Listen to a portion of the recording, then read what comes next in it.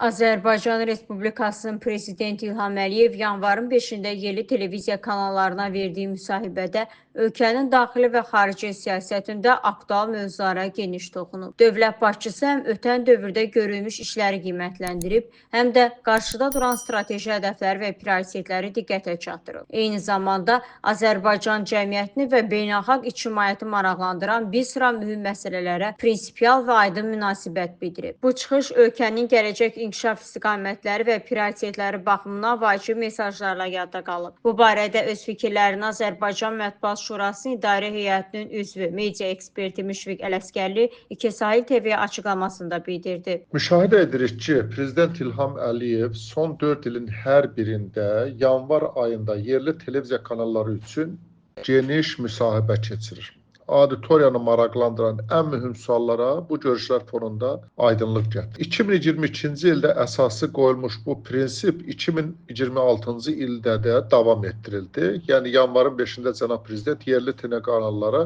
yenidən görüşdü və həm daxili, həm də xarici siyasət kursu üzrə mühüm mesajlar verdi. Qeyd edə bilərik ki, prezidentin yerli media subyektləri və jurnalistlərlə belə açıq təmasları sonradan bütün il boyu davam etdirilir və bu müsahibələr milli media subyektləri ilə yanaşı həm də transsərhəd media subyektlərini əhatə edir. 44 günlük Vətən müharibəsi dönəmindən başlayaraq son 5 il ərzində Prezident Əliyev təqribən 60-a yaxın transmilli media subyektinə geniş müsahibələr verir və həmin müsahibələr beynəlxalq auditoriyada ciddi diqqət yaradır. Amma il ərzində İlk canlı təmasların məhz milli media subyektləri, milli televiziyalar üzərindən həm də geniş formatda gerçəkləşməsi xüsusi önəm daşıyır. Bütün bunlar göstərir ki, cənab prezidentin milli media ilə açıq təmasları mövsümi xarakter daşımır.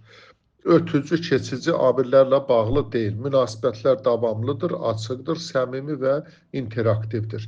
Belə yanaşma Azərbaycan jurnalistlərində güvənc hissini artırır. Öz işinə daha peşəkar formada yanaşmaq üçün stimul verir. Dövlət başçısının münasibətlərində diqqət çəkən mühüm məqamlardan biri də onun bu müsahibələr fonunda səsləndirdiyi mesajlardır.